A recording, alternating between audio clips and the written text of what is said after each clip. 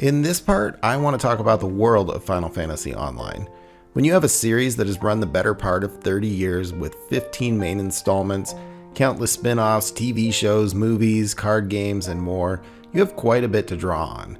This game is its own world, but it doesn't shy away from its past. The classes, creatures, music, mini-games, quirky side quests, they all practically drip with nostalgia.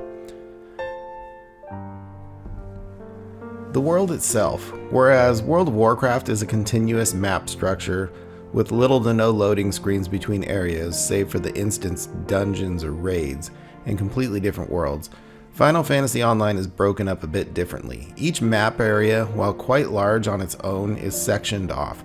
When you get to the edge where you're basically moving to an adjoining area, you're met by a barrier and a short loading screen. The loading screen is a title card of the area you're transitioning into. At the beginning of my journey, I actively groaned that the world wasn't one connected piece.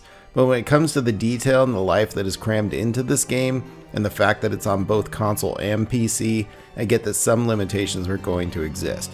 But I don't want to talk about technical hindrances. This game is huge. You will spend your first couple of hours in awe wandering through these vast cities, and they're intricately designed and full of life.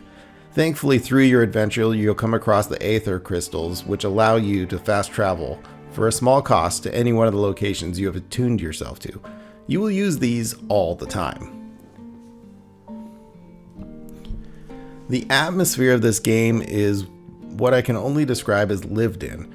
The vast deserts are empty, with sand and wind kicked up in your face and your footprints slowly being covered behind you. The small decrepit towns are full of tattered tents and weary travelers, where the rich cities are full of detailed banners, stained glass windows, carved columns, streetlights, and more. When you travel through the snowy mountains and the clouds come in to darken the sky, your visibility is impaired by an increasing fog, the wind swirling your cape as the snow falls down, and your breath becomes visible in front of your face. You can tangibly feel the cold. The plants and trees are their own special treat, as from day to night, the forest can transform into a mesmerizing display. WoW has some of these things, but they seem more like an afterthought or a box that needed to be checked. It's nothing as organic like I feel it is in Final Fantasy XIV. The world doesn't feel bothered to have something crammed in every 30 seconds of travel. It is content to be a sprawling open plain with a few herbivores scattered about, with no town or quest giver in sight in all directions. It exists to be enjoyed and explored, not to simply move you from point A to point B.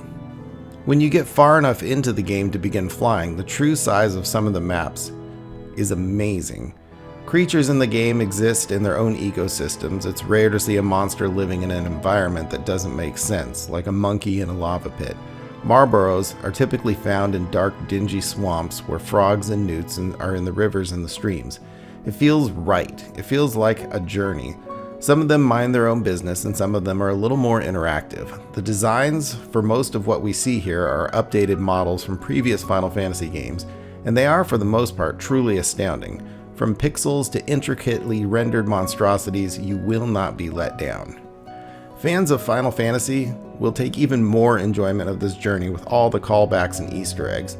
They pull from Final Fantasy I all the way to current, from Chocobo barding to look like the Warrior of Light, to Noxus's car from Final Fantasy XV as a mount, to the less obvious and even more thrilling things like this.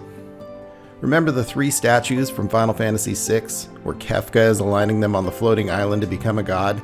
Yeah, those 3 statues?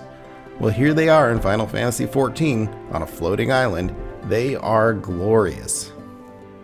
There are many other references scattered around the world, like Matoya's Cave, complete with the music and the sentient brooms. And I'd be lying if I said I didn't love every second of one of the side quests that sent you globe-trotting and culminating with a raid to fight the octopus Ultros and his buddy Typhoon. And then the Golden Saucer is a thing too, where you can play card games, mahjong, chocobo racing and breeding, carnival games, lotteries, both daily and weekly, costume contests, even Vermilion, which is a minion lane-based RTS type game. How about housing? Sure thing. Apartments, houses, full freedom of interior design, complete with a jukebox to play the music scrolls you discover across your travels. Now there's also the marketplace to buy and sell goods, and you have retainers, seen as butlers, that run errands for you, and you can even send them on missions.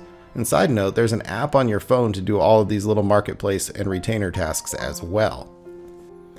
There are free companies, which is your guild of fellow players, and grand companies, which are a faction guild, where you can level recruits to run missions or even fill out an NPC group to go into dungeons with you if you prefer not to roll with real people.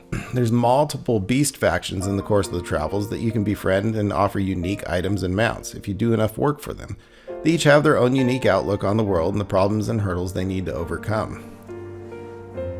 Like the story, there's an immense depth to this world, and when you find yourself fishing for an extra 15 minutes just so you can experience the sunrise over the mountain range, full of radiant color, wash over the ocean to the beach and beyond, and you linger just long enough at night for the first few stars to come poking out of the sky, you know the beauty of this crafted place is well worth the time you'll spend exploring it for months or years to come.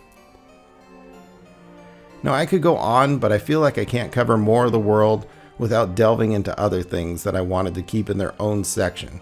So I'm going to close this one out, and next is going to be a short video on jobs and classes. So thank you for stopping in, and we will see you next time.